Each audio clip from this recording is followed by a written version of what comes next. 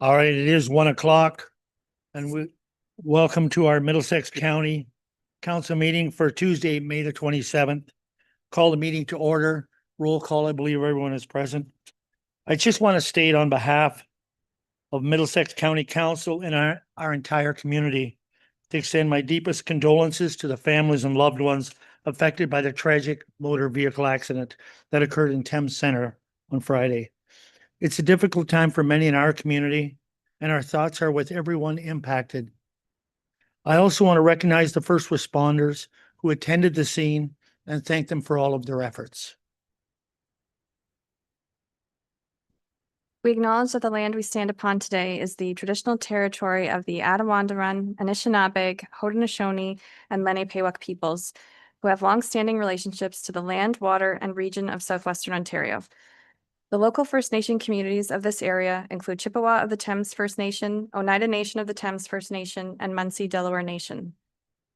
We acknowledge the treaties that are specific to this area: Treaty 2 McKee Purchase, Treaty 3 Between the Lakes Purchase, Treaty 6 London Township Purchase, Treaty 21 Longwoods Purchase, and Treaty 29 Huron Tract Purchase. We value the significant contributions, both in the past and the present, of local and regional First Nations of Turtle Island. We acknowledge historic and ongoing injustices that Indigenous peoples endure in Canada, and we affirm our commitment to honoring Indigenous voices, nations, and cultures, and to moving forward in the spirit of reconciliation and respect. Thank you, Marcy. At this time, any disclosure of pecuniary interests? If there is any, please put it forward to the clerk. Approval of the agenda. Moved by Councillor Smybert, seconded by Councillor McGuire. All in favor? Carried. Thank you. Adoption of the minutes of May 13th special meeting, May 13th regular meeting, and the May 13th closed meeting. Is there any business arising on those or errors or omissions? Seeing none, we need a motion to accept those minutes. Councillor DeVitt, Councillor Grantham, all in favor?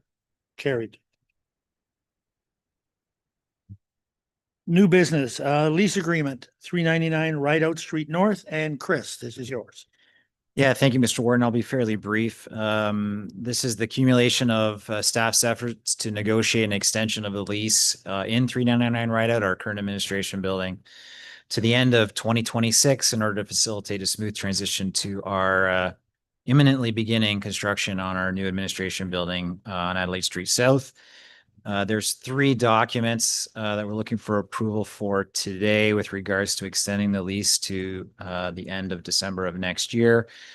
One of the main points, just to point out to council, is that part of the provision that I'll mention in a moment around the lost revenue compensation is the desire of York Developments to, at some point between now and the end of next year, begin construction on the building they're planning at 50 King.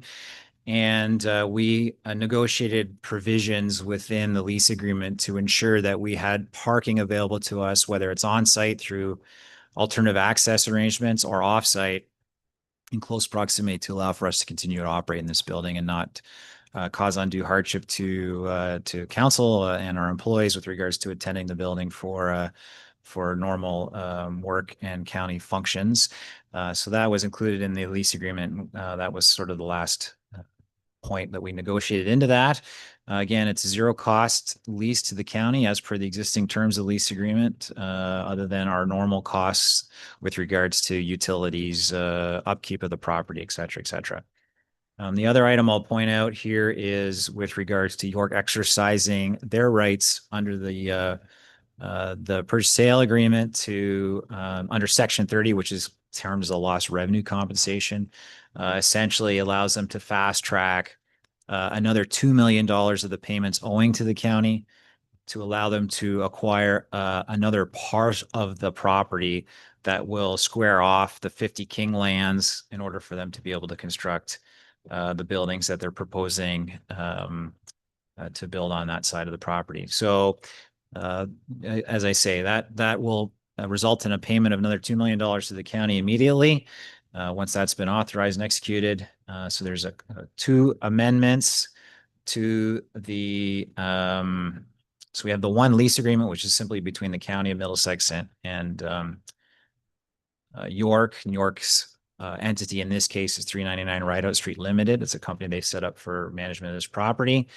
And then there are two other agreements there that essentially modify the other agreements to extend to the date of December 31st, 2026. And I'll be happy to answer any questions on the report. Thanks, Chris. Questions from council on this? Seeing no questions, we'll put two recommendations, I believe, on the screen.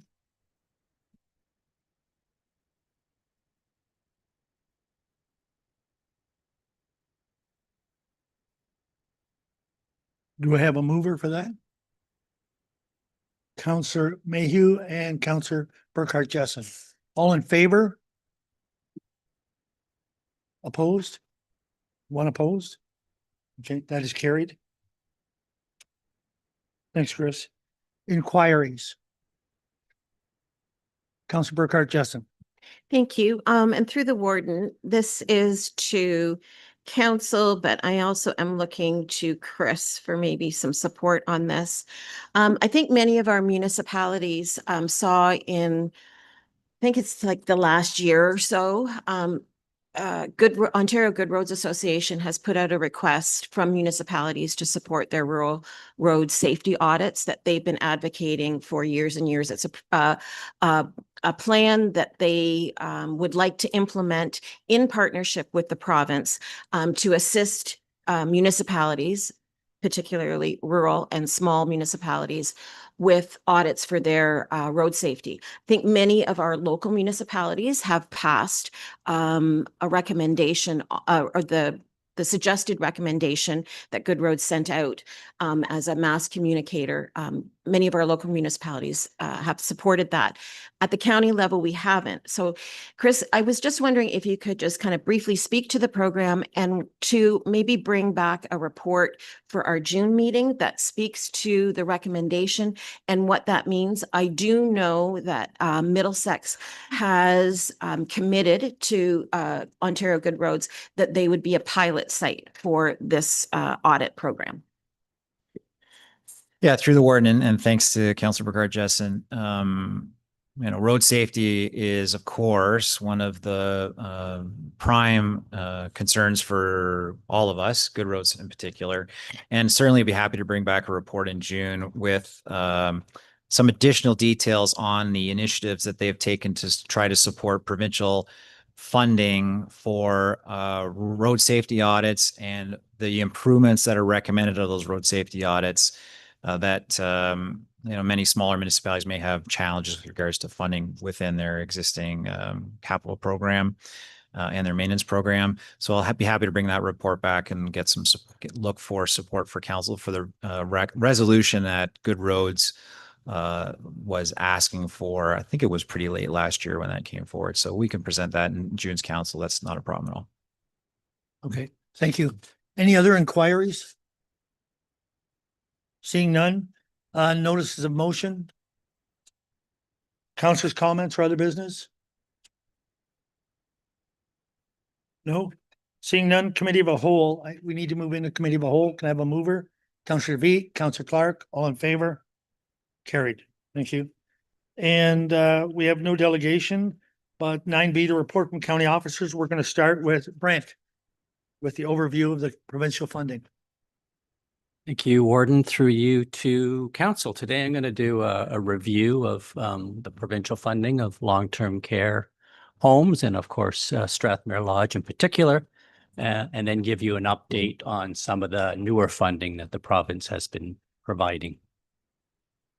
Next slide. I'll do that just in terms of presentation overview by looking at the 2025 Strathmere Lodge budget. And here I'll just highlight the proportion of provincial funding versus what the county provides. I'll then talk about the funding envelopes, what are called funding envelopes. This is how homes are traditionally funded, have been traditionally funded. Then I'll be talking about supplemental funding. So that's newer funding. That's the funding council will recall the province committed to about 4 years ago to increase the number of hours of direct care. So you'll recall the 4 hours per resident per day. That's the actual provincial, I'm going to call it target. It's more than a target. It's in our legislation that the province will fund to provide 4 hours of direct hours of nursing care per resident per day. I'll talk about other funding because we do, on top of the funding envelopes and the supplemental funding, we do get other pots of money, and this all coming up from the Ministry of Long-Term Care, and then I'll entertain any questions that you have. So this is the Lodge budget for 2025. The darker blue part of this pie graph is provincial funding. So obviously the bulk of our funding, of the Lodge's funding. Funding also comes from the co-payments that residents make, that residents have to make. Every resident pays either a basic monthly fee or a private accommodation fee for their room that gets adjusted by the province effective every July 1. And we've just heard that effective July 1, the province is raising that fee paid by residents by 2.4%. And then you'll see on the pie chart that the county's current portion is 4.2 million, and that represents 19.5% of the Lodge's budget. Next slide.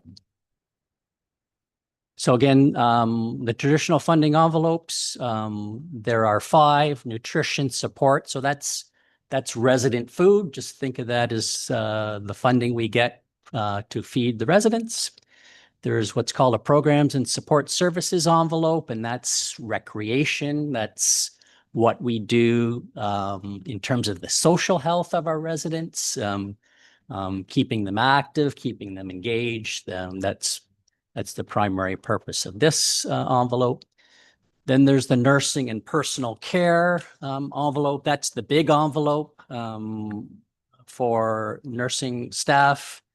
Number 4 is what's called the other accommodations envelope. So that covers expenses other than the top 3. So that covers all your support service areas, your maintenance, your housekeeping, your laundry, your administration, pays for gas, hydro, water, all the rest of it. So that's the second largest envelope. And then actually what's called the global envelope is newer. It was introduced about 6 years ago. It's a smaller amount of money. And the main target here is that it was designed to give homes some flexibility in terms of how to spend funding. In other words, the top 4 envelopes, when you get money, for example, for food, that's for food. You can't spend it any other way.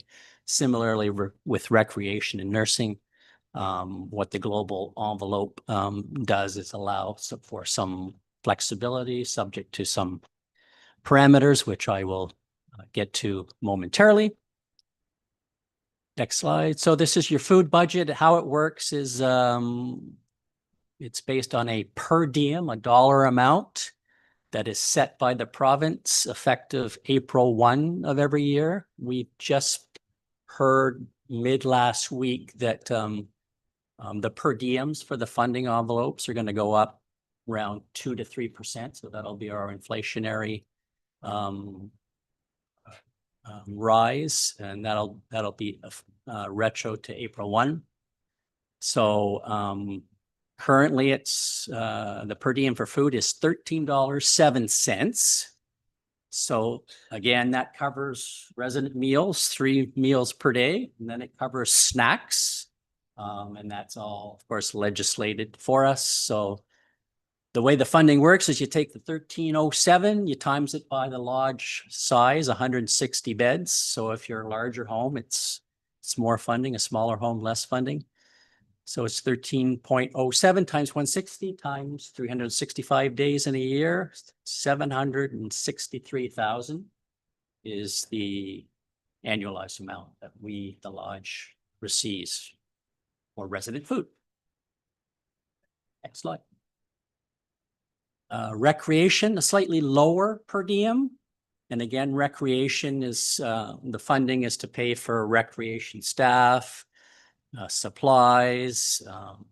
We will contract entertainers to come and entertain the residents. That's all part of this funding. Also part of this funding is for physiotherapy. So part of the envelope is directed for physiotherapy. And so what homes will do is contract with providers for a physiotherapist, for a physiotherapy aid. So the lodge has on a contract basis, a physiotherapist and a physiotherapy aid. So the funding works similar to the food budget. You take your per diem 1290 times it by 160 beds times 365. So that's 750,000 plus of recreation. Next slide, nursing. So again, this is the big one, 110 per bed per day, 9 times larger than food and recreation. That pays for all of our nursing staff, the personal support workers, PSWs, the registered practical nurses, RPNs, the RNs, registered nurses. That staffing, that's about 2/3 of the lodge budget. So a long-term care home is essentially 2/3 nursing. And the budget, of course, also covers any of the clinical care supplies that the nursing staff would need. Things like syringes and dressings and all the rest of it. So the way this funding works is you take the 110 times the 160 beds times 365, and here's the twist. You multiply that by what's called the CMI, which stands for Case Mix Index. Right now, we are guesstimating, because we don't know as of today, we've guessed for 2025-26 that our CMI will be 1.01. I'll explain CMI, or try to in a bit. So in this particular envelope, it's the per diem times number of beds times days times that CMI. So in the largest case, 6,500,000 plus of nursing funding. Next slide. I'm going to try to explain CMI and hope that I don't daze and confuse you in the process. So it's a number used by the Ministry of Long-Term Care to calculate nursing funding. So essentially every home will have a different CMI, and that's what's unique about this envelope, that every home will have a different CMI multiplier. It is based on resident care needs. It's a number that's based on resident care needs, the amount of staffing, the amount of supplies to provide care to the residents. It is derived from the quarterly health assessments that we do on all of our residents. So these, you can think of these quarterly health assessments as a multi-page document that captures everything about an individual resident's health, their diagnoses, their comorbidities. All of this gets completed every quarter for every resident. The data goes into software. Every home has the specialized software that will group all this resident data into what are called resource utilization groups, or RUGs. So every resident gets assigned an individual CMI. Then a home CMI is simply the sum average of all individual CMI. So every resident has CMI. You add them up and you divide it by 160 residents, and then the home gets a CMI out of that. got a couple examples here. One of these groupings would be called extensive services. So as it sounds, these would be residents that would have high needs, high nursing needs, high supply needs. So a CMI would be 1.9422. CMI numbers go to the fourth decimal point. Yeah,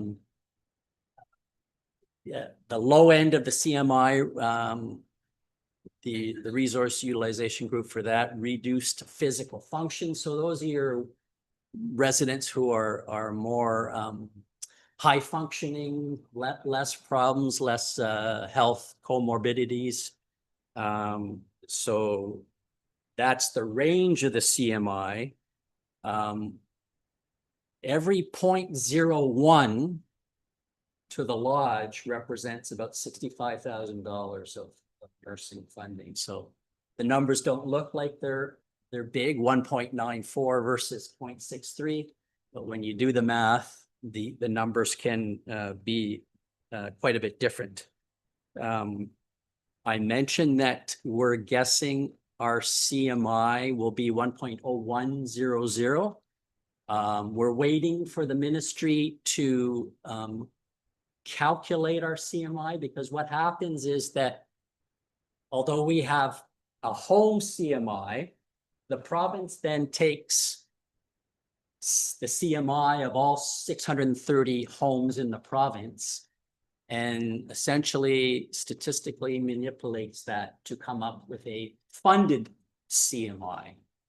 Why does that have to happen? Because theoretically, homes could have a huge increase in CMI. Every home could go up 25% in terms of CMI. The province is not going to want to raise 25%. So the province will set a target, like the nursing funding will go up 3%, 4%, whatever. So they essentially put everything on a bell curve, if you will, and through statistical manipulation, the ministry calculates a funded CMI for all homes. We can't calculate that ourselves. We don't know what other home CMI is. We don't know what the calculation is. We can guess at it. And that's what we do annually. We can come pretty close, but we can't calculate the exact figure. The CMI can go up and down. It can fluctuate year to year. That'll be based again on in terms of the health of the residents over time, how their health changes. But it could also change based on staffing. These quarterly assessments are done by trained nurses. They get extensive training on how to do the quarterly health assessments, what to look out for in terms of these groups, and staff might want to take a new position and move on in the organization, which then requires rehiring, extensive training, and that in itself can affect CMI. So we know that our CMI is going down this year. We also know that next year it's going to go up because we have our raw CMI data already. When the province calculates the funded CMI, there's always a lag of 1 to 2 years. So we can guesstimate what we're getting for next year. But again, we must wait for the province to make that calculation next year. And again, we're forecasting that the CMI will go up next year for 26, 27. Next slide. I'm going to get back to the envelopes, and I mentioned the other accommodations envelope. This is the second highest funded envelope, $64.48 per bed per day. And again, this covers everything that's not nursing, not recreation, not food. So your dietary, staffing, housekeeping, laundry, administration, all of the overhead associated with running the home. And this gets back to the simpler calculation where you do the per diem times 160 beds times 365. So in this funding, we get 3.7 plus. By the way, I will point out under this particular envelope that this is where the for-profit homes in the province would derive their profits. In other words, what for-profit homes can save in this particular envelope they get to retain. Whereas with food budget, with recreation, with the nursing, you must spend that money or give it back to the province. This is the only envelope where, and again, this pertains to private sector homes that they get to retain these monies as profit. This last funding envelope, I mentioned the global funding envelope. It's a small amount, relatively speaking, $7.79 per day. And then what happens is that gets times by 160 times 365. So 450,000 in the case of the lodge. And what happens from here is that money gets apportioned to the other envelopes. Some of it goes to recreation, some of it goes to nursing, some of it goes to accommodations. And the province has this parameter where you can only devote 32% of this funding to the other accommodations envelope. So what we do is devote 32% to other accommodations and about 90-10 split between nursing and recreation. Next slide. Okay, this is different funding. This is what's called supplemental direct care funding. This is the funding that the province started 4 years ago to increase direct care for residents, 4-year provincial commitment. The current funding is $1,822. This works slightly different. It's on a per month basis. And that's for nursing staff. This is totally staffing, must be spent on staffing. There's another direct care amount for allied health professionals. So those are your non-nursing healthcare professionals like registered dietitians, social workers, et cetera, et cetera. So again, the province 4 years ago made the commitment to increase this funding. So the 4 years is up March of this year. And with this funding, we are attaining on an individual basis, we're attaining the 4 hours per resident per day of nursing, and we are attaining the 36 minutes per resident per day of allied health professions. Now what we're going to see is just annualized inflationary increases to this. And we are hearing that for 25, 26, that this is going to go up about 3.1%. So the 1822, for example, is going to go up 3.1%. Nothing official yet, but that's what we're hearing. So between these two pots of money, we are getting close to $4 million in funding for direct care. Just quickly, these are other pots of money from the Ministry of Long-Term Care. These pots of money started round about the pandemic start. So we have been getting on an annual basis what's called funding for comprehensive minor capital. And what we've been doing with this funding is things like replacing dining room furniture, floor scrubbers, upgrading our nurse call bell system, lift equipment, falls prevention equipment, fridges.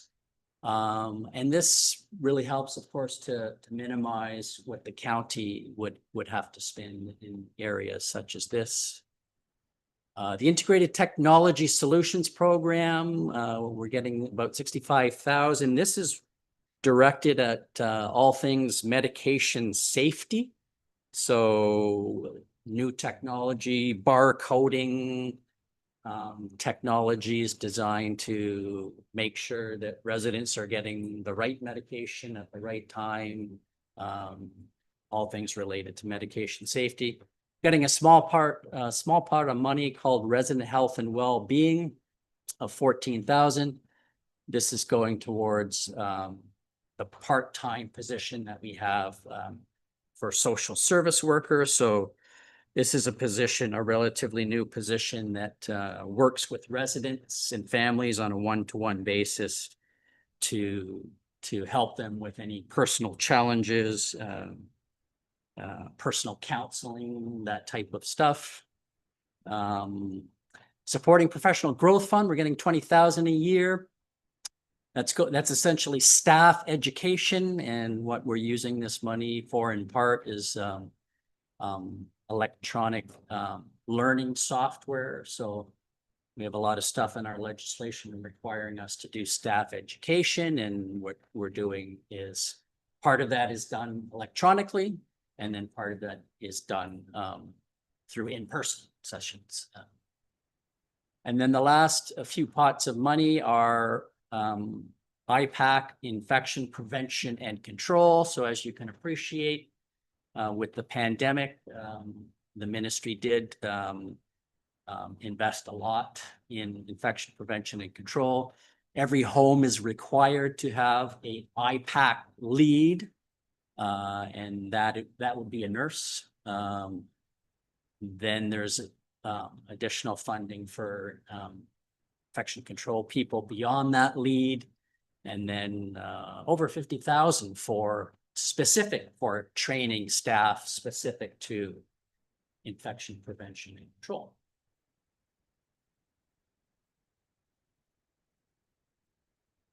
That's all I have. Happy to entertain any questions about funding. Questions from council? Council Mayhew? Brent, thanks very much for that report. It's very meaningful. We appreciate it. Brent, I noticed the subjects of dental and podiatry aren't on there. Foot care. Can I assume that that's a user pay system? Yeah. Uninsured, correct. Uninsured, okay. And I noticed your average cost per meal is $4.35, and I believe this council just had a meal that would be far more in excess of that. It's you do very well, I think, to I'm not $13 a day. 1307 per resident Yeah. per day for day, 3 meals by and 3, 3 yeah. snacks. You're looking at $4.35. Yeah. So you're doing very well. The cost of food. Southwest Middlesex has a new home going up currently right now, and I assume that all these parameters apply right across the province of Ontario. Is that correct? Through the warden. Yeah, everything. I think you're referring to Babcock. Yes. If I'm not mistaken, that is a smaller home, so their funding would be based on their smaller number of beds, but essentially, Yep. They would have a different CMI, again, to use that term, and that's again unique to every home in terms of. And just one Yeah. follow-up of good Yep. warden. The dental is available if a tenant wants Yes, it. through the warden, we contract with both a mobile dentist and more recently with a mobile hygienist to provide that care. But that is a fee for service, Okay, which residents. thank you. pay. Thank you, warden. Thank you. Councillor Burkhart Justin.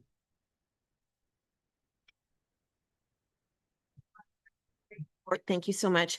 I've got a couple questions. Just can you clarify what you said was going to be the increase for the global funding?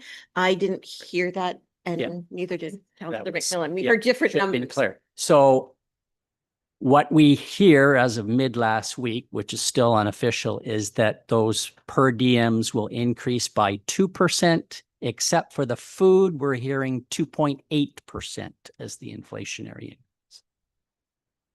And then to the other accommodations envelope. So you indicated that a for-profit home, if they don't spend everything, that they would be allowed to keep those dollars. I think probably my question was answered in a upcoming slide, but if you don't spend the money, what do you do with it?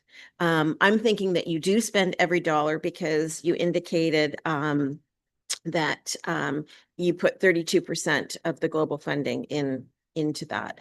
But in the event that you don't spend those dollars, what would happen to those dollars? Through the warden, we always find Yeah. dates. There's always, I mentioned all things like dining room furniture Yeah, and okay. and nurse call bell systems and flooring, and there's an ever-ending need to upgrade and replace and repair. And the ministry, through our legislation, although for-profit homes get to keep what's not spent, there are checks and balances in place so that all homes have to maintain things, proper air conditioning, proper flooring, nothing can be in disrepair, linens have to be, all in good repair. So there are checks and balances in place, but always something in terms of And then what did you think that was going to be the increase for the supplemental direct care? 3.1. So, 3.1. Okay. All right. Thank you. Other questions? No other questions? Brent, I would say that we've heard about the CMI and the lag Yeah. and the challenges that can create. And I'm sure, because you don't know who's going to be the next residents coming in, I'm sure that can change the CMI in a heartbeat. So Yes, through the warden.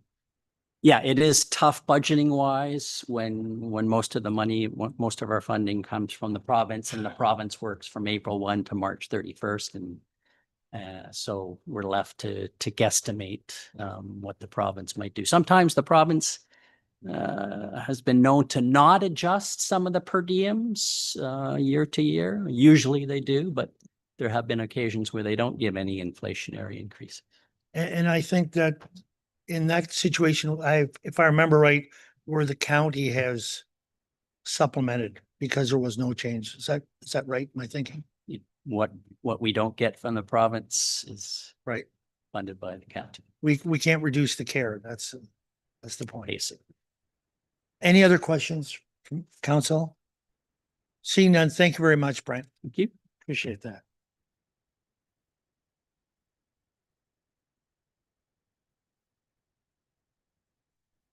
We need to accept that for information.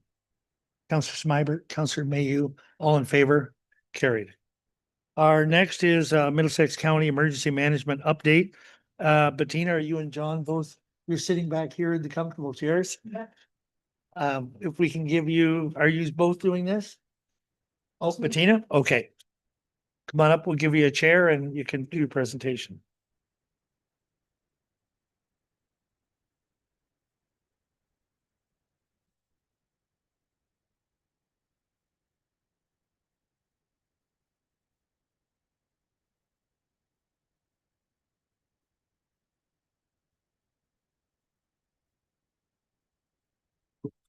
Whenever you're ready, Bettina.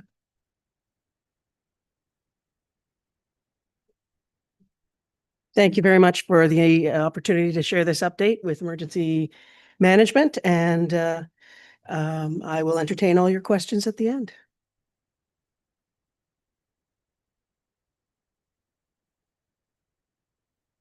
So Middlesex County is long been of the opinion that one kind of centralized emergency management program for the whole county has really done well for us.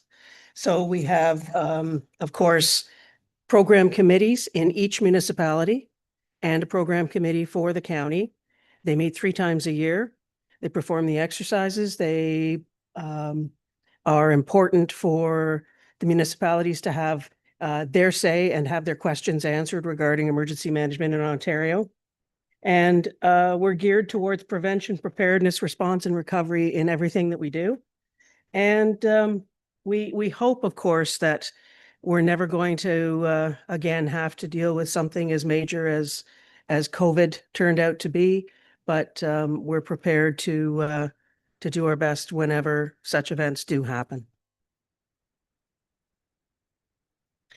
So just to refresh the responsibilities of the county CEMC, development and implementation of emergency response plans for the county and Middlesex and municipalities, and maintenance of the emergency management program to meet provincial regulations and requirements. Development of supporting plans for the dissemination of emergency information, including the use of Ontario's 211 telephone information system, which we're getting better and better at doing. The development and implementation of public education programs for residents and school children. We're trying to readopt the grade 7 presentation program that we long had before COVID, and then COVID kind of messed things up, of course. But we're starting to re-enter the schools and get that program started again. And the development and implementation of an annual emergency management exercise and training program involving appropriate staff, volunteer organizations, and emergency response partners. And finally, training, support, and coordination of the Serve Middlesex team, which has done so much work for us across the county. We're proud to have our 3 emergency support unit trailers.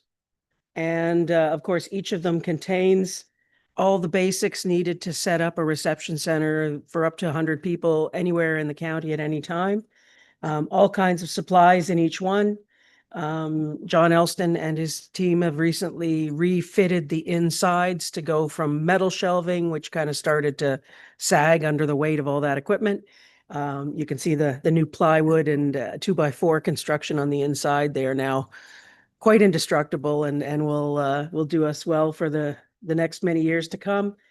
And these 3 are currently stored in Lucan and Thorndale and near Glencoe, so they're across the county. It is important to remember that if you don't have these cots, if you don't have this equipment of your own in a major emergency, there's very little hope that you might get it from somewhere else because so many others are going to be asking for the same supplies and the same equipment. So having our own stash of emergency appropriate equipment is really important. And the county has 3, and maybe in the future we'll have more. Emergency management training programs include, of course, basic emergency management. We just had a very large and successful course in Strathroy, and that is through Emergency Management Ontario. EOC Scribe Workshop. It's very important that we maintain accurate records during emergency management to learn lessons, to provide background in case there are ever any questions that come up from an emergency. There is a Scribe Workshop coming up. Registration and inquiry workshops. This is one of the 6 emergency social services that would be required in a major emergency, and our Serve volunteers and county library staff perform this function for us. Reception center operations, which we got to try out last year. Nonviolent crisis intervention, and that's basically now all county staff that have any dealings with the public. That includes social services, reception, roads. Libraries are first on the list for that, and our Serve volunteers. Unfortunately, aggressive behavior from clients and even possibly from other staff or individuals is becoming more and more common. And we have to have the tools to provide verbal de-escalation and, if necessary, even personal safety techniques. And finally, a 1-hour emergency preparedness workshop. This is the one we use for grade 7 students, but we've used it many, many times for businesses, service clubs, seniors, faith groups. Anyone that's interested can call us up and we can provide that presentation.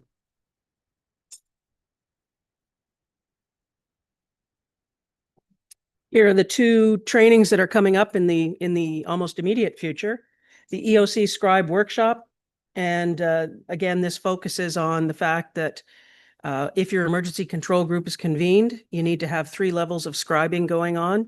You need someone to provide the major events log. You need someone to do the in-depth scribing as if it were like a council meeting. And every member of that committee must have their own personal log and maintain a list of that. And these are requirements under legislation from the province. And it became very clear after the inquiry of the Elliott Lake Mall collapse that record keeping in emergencies across Ontario was not at a level that it should have been. And this is one of the reasons we're promoting good record keeping at all levels, from the individual right up to the emergency control group. And the other course is another BEM course. The scribe workshop will be at the Adelaide Metcalf Fire Hall on June 12th. The BEM course coming up June 24th and 25th, Coldstream Fire Hall. If there are any members of your emergency control groups or emergency management program committees who have not yet taken either of these courses, there is no fee for Middlesex County staff and elected officials to do this. If there are open spaces, we always offer them to our emergency response partners and to our neighbors at a fee. It's always nice to have a few neighbors come, and it basically pays for lunch for the rest of us. The annual exercise is an important part of meeting the legislated requirements. And in the past few years, we've done a lot of interesting things, unfortunately, that seem to become quite pertinent right after we did them. So in 2021, Exercise Cold Comfort was addressing additional concerns around operating reception centers or warming and cooling centers during a COVID epidemic or any other kind of future epidemic. It's bad enough. A reception center is a very big and difficult thing to manage, but when you have to maintain social distancing, you have to have hygiene standards, you have to have masking and all that sort of stuff. It was just one more big wrinkle in a very difficult situation. So that was important at that time, and we had to do that by Zoom, of course, because we still couldn't meet in person. In 2022, Exercise Cyber Attack, and with the help of the IT department and Director Bailey and all kinds of experts, managing a computer hacking and ransomware incident. We know that this is still an ongoing threat to municipalities and corporations and care facilities and so on. It is unfortunately a new and growing problem that we have to deal with. In 2023, Exercise tapped out was the possible loss of water supply from either the Lake Huron water supply system or the Lake Erie Tri-County drinking water system, because the county is sort of split in half on that.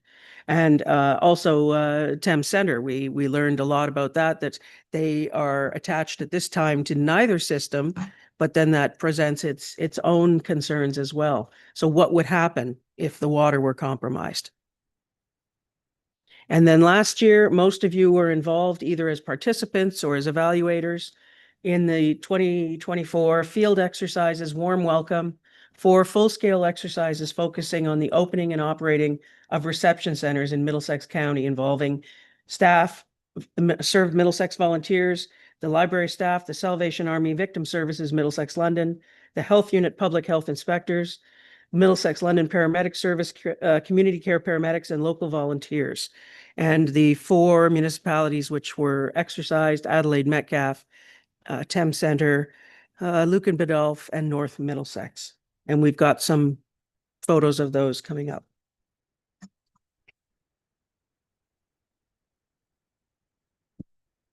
So our first exercise, October 17th in Adelaide Metcalf. Adelaide Metcalf is at a bit of a disadvantage, not having a major large facility that could be used as a reception center if anything really happens. So you make do with what you have. And the scenario was stranded travelers on the 402, which is not a fiction. We know how many times that's happened. Staying at the Adelaide Metcalf Fire Hall in Kerwood. And the Salvation Army used their canteen vehicle to prepare food for everyone. Victim services were there, serve volunteers were there. Information and registrations were sent to the library for the R&I service. Local staff participated. You can see the community care paramedic there. It was tight quarters, and it was the first of the 4 exercises, so there was a lot to be learned. Adelaide Metcalf did a great job. And especially one of the things that they did right off the bat was send news to their neighbors, send information to 211, and remember to keep everybody in the loop. The next exercise the next week was at Lucan Biddulph. So we went from a very small facility to a very large facility. And you would think, well, that'll be great. That'll solve every problem. But it was actually so big. Sometimes we lost touch with each other. It was hard to know where people were. Again, you can see our trailers there ready to provide service along with Salvation Army canteen vehicle. Serve volunteers doing the new sign in, sign out protocol. This is something that we've only ever done on paper. This was the first time we tried it out in real life. Everybody that comes into a reception center must sign in and sign out. It's like a fire list. It's a safety list. And that is different than registration and inquiry, which is a voluntary service where people who want to find family members or want to be found themselves can register. So this was one of our first times trying it out. And you can see our cots all lined up there. It doesn't look very comfortable on a day like today, but I suppose if something terrible were to have happened and it's that or being out in the rain or out in the snow or without your home, the comfort that all these trained folks can provide is really something.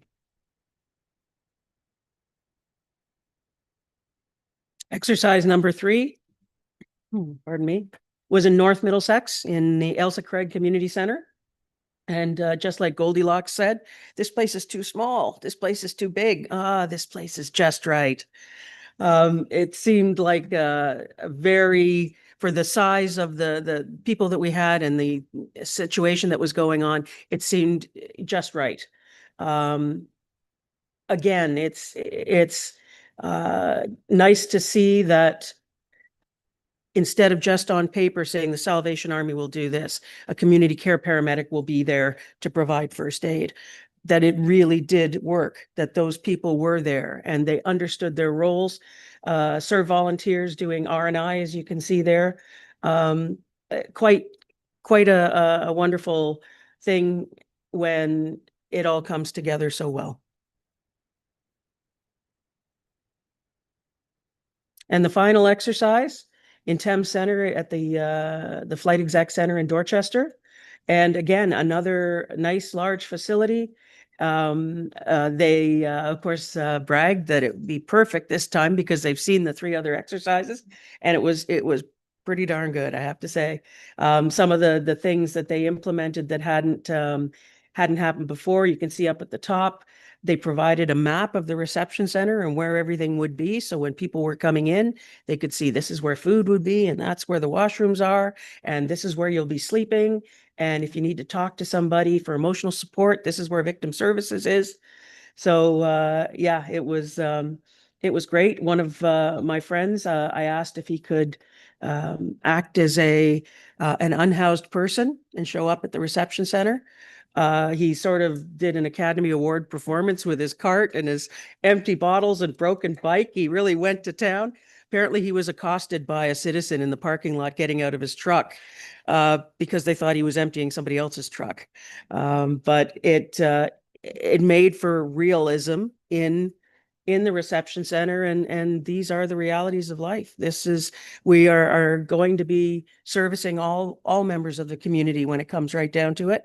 And of course, those who are the most vulnerable are going to be the ones who are most likely to be using our facilities and our services. So again, thank you very much for always supporting emergency management in Middlesex County. You've always been very keen and very eager to forward new ideas and practical solutions in this county. And John and Ryan and I thank you for that. I will take your questions. Thanks, Bettina. Just before we go to the council, that the 2 you picked in North Middlesex to have a confrontation were Adrian and his father-in-law. That made for an interesting concept. I don't know if they're speaking to each other yet or not, but that made it very interesting. But it was hard to keep it serious when they were fighting with each other. But anyways, questions from council. It was a great, I want to add, it was a great exercise, and it threw things up that you don't think about. The pets, somebody coming in with pets, that threw us off, and some other things, but staff did a great job dealing with it, going up with it. So it was a great exercise. Questions from council?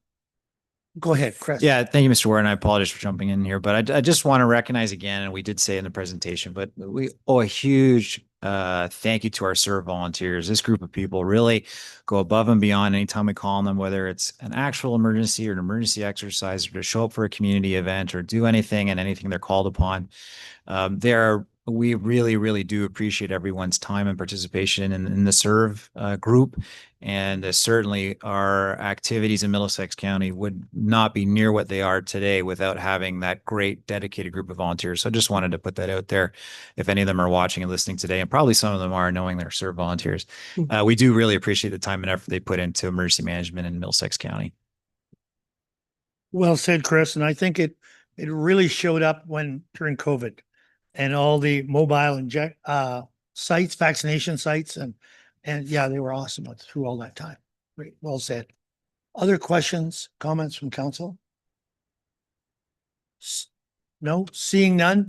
Thank you very much, Bettina. Thank you. I will say John one and all last of your thing, team. if I may. Yeah. We are going to be recruiting this summer online again for a new serve group of people to be starting in December and in the new year. So this will be Serve Team K. And it'll be 16, by then 17 years that Serve has been providing service in Middlesex County. Thank you. So thank you. Councillor Burkhart Jessup. Thank you, Warden. Sorry, just thought of this. I think recently, our municipalities received correspondence from the new Minister of Emergency Preparedness looking for support of a new emergency preparedness bill. I don't think the bill wasn't attached to the correspondence. Have you seen the bill? Will you be participating, or will we be participating in feedback or anything like that? Yeah, through the word to Councilor Burkhart Jess. I'll also say very shortly after that message, we got a notification from EMO that they weren't having district meetings because they were overwhelmed with the response with the ice storm in Ontario. So I think, and again, I could be wrong on this note, but I do think that they've been all hands on deck dealing with the disaster that happened just north of us here in Ontario. So we'll see things kind of get back to normal again. I'm not sure if you wanted to make any comments about the reg, but I haven't heard any news on that until very shortly after we got the notification that there's some significant challenges across the province that they're trying to deal with right now. Okay. Seeing no other questions, thank you very much, Bettina, and to your team as well for all the work you do. Thank you. We need a motion to accept this for information again. Councillor Smybert, Councillor Brennan, all in favor? Carried. Thank you. Our next item of business, 9C1, and that's protect Ontario by building faster and smarter. Abby, a lot excited to be here.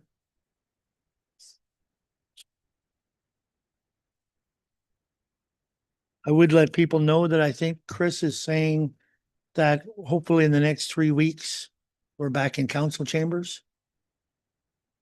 And we'll have a little more room again, so.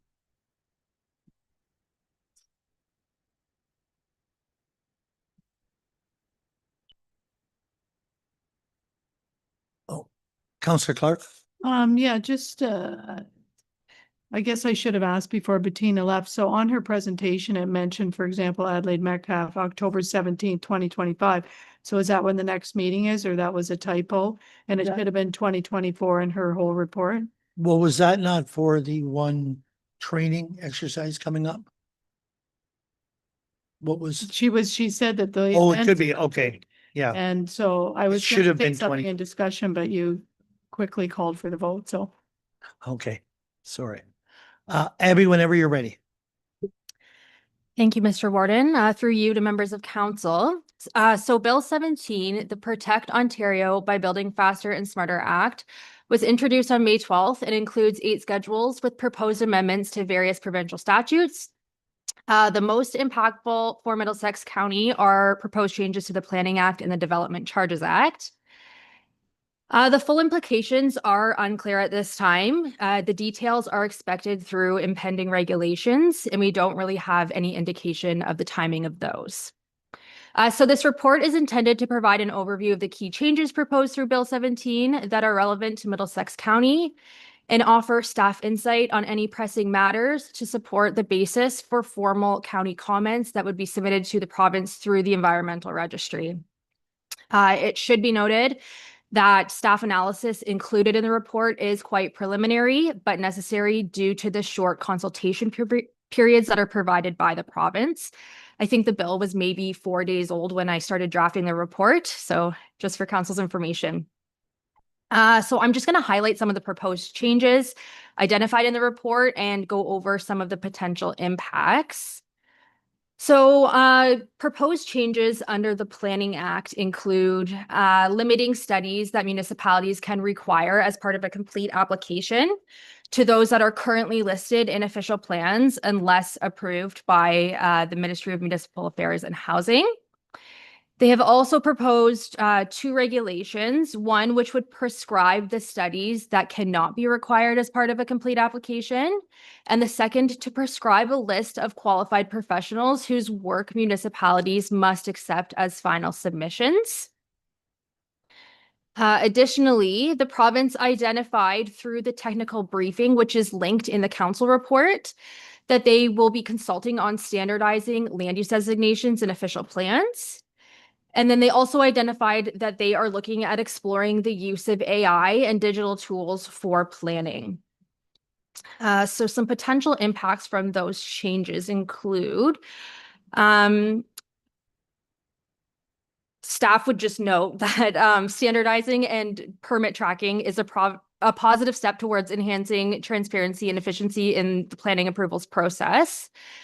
As noted in the report, staff do have concerns over the potential loss of authority to require peer reviews, even for certified or stamped reports and studies that are submitted in support of a development application. Obviously, this poses potential risk to municipal liability and public safety. And this is an important item to be clarified through the consultation process with the province. It will also be important to clarify through consultation if the report and study lists in local official plans will also require ministry sign-off, given that local official plans are approved by the county as the approval authority. And then just lastly on this, I would note that standardizing land use designations could reduce local flexibility and may fail to address rural specific issues that are subject to land use planning implications. In terms of the key proposed changes under the Development Charges Act, these include optional deferral of DCs for all residential developments until occupancy with no interest. And the province is also proposing to require that 60% of DC reserves be spent or committed annually for select services. So that could be water, wastewater, or roads. Some potential impacts resulting from these proposed changes. It could cause cash flow gaps due to DC deferrals without interest and may result in municipalities ending up fronting the costs. This also would increase the administrative burden for tracking those DC deferrals like on a development by development basis. And then the 60% annual spending requirement may hinder strategic asset management and potentially limit the ability to accumulate reserves for large-scale or long-term projects. And then for the servicing models and infrastructure governance topic area, the province has identified that they will consult on communal and off-grid servicing models and a public utility model for water and wastewater. And I would just note to council that the details on this part of the proposal are very limited at this time.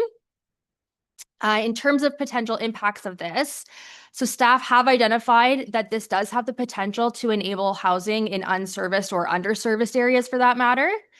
However, a lack of clear oversight may cause regulatory, operational, and liability challenges for municipalities. So in all, I would say that the proposals do offer some potential benefits, but there are some implementation and oversight questions that we still have. Local context, especially rural realities, certainly require careful consideration, which I think we can all agree to, just given that they do vary when we compare ourselves to our larger urban counterparts. And then I would just note that the forthcoming regulations will be important in determining the full scope and operational impact of Bill 17 on Middlesex County and our local municipal partners. And as always, staff will continue to monitor the bill as it moves its way through the legislature and keep council apprised as more changes come. Thank you, and I'm happy to answer any questions. Questions from council on this? Councillor Grantham. Thank you, Warden, through you, Tabby. Communal off-grid servicing. I just reading that we talk about private communal wastewater. Can you just expand on that a little bit? I think it's somewhere like in our municipality, Melbourne, where there's not development because there isn't fully serviced. So would this allow for more partially serviced development? Thank you, through the warden. That's correct. That could be a potential implication. I would note that the province has changed the provincial planning framework to allow for residential development on partial services, but essentially, this appears to intend to fill that gap almost. But as I noted, the details surrounding this part of the proposal are very limited at this time. So it's a bit unclear to staff right now. Thank you. Okay, Councillor Smyber. Thank you, Abby. I thought that was a really well-written report. Just kind of curious about the, maybe the reasoning, you may not know this, why the ministry is looking at providing a list of qualified professionals and or what the criteria would be. Thank you, through the warden. I think that there has been maybe some feedback or comments provided to the ministry from developers, particularly in larger urban centers, that they feel that the peer review process is a hindrance to an expeditious development approvals process. And so as a result of that feedback, the province has proposed this change. And I would note that on the environmental registry, this is like this part of the proposal, it's a one-liner. The information is very limited. It just asks municipalities for their input on that. And not much else information was provided. Other questions? Councillor McMillan? Thank you. And through the warden, do you know, just refresh me, what is the commenting time period? Thank you, through the warden. So it actually varies. Some of the environmental registry postings, the comments are due by June 12th. Other ones are due on June 26th. So it is quite a tight timeline. And then I'm not entirely sure off the top of my head what the regulatory registry deadline is, but they do vary and they are quite quick. Okay, thank you. And then further to your report, will your comments that you send in to the ministry be circulated around to the various municipalities? Because I know that the House will be rising for summer break fairly early, given the fact they're just starting. So I was just wondering, do you have any idea when we might expect a report commenting? I hope to have something drafted over the next week, and we do provide ongoing updates to local staff on these matters. And that's all. That's the only information I have at this time. Thank you. Other questions from council? No other questions? I do agree with the comment, and we did meet with Minister Flack. Dirk was there, but he did talk about some of those items you're talking about. And he talked about the larger centers, how long the peer review could take. When he asked us how long it takes to get something going, and we say 2 years, he said it's 10 years in some of the larger centers. So that's pretty much who they were targeting.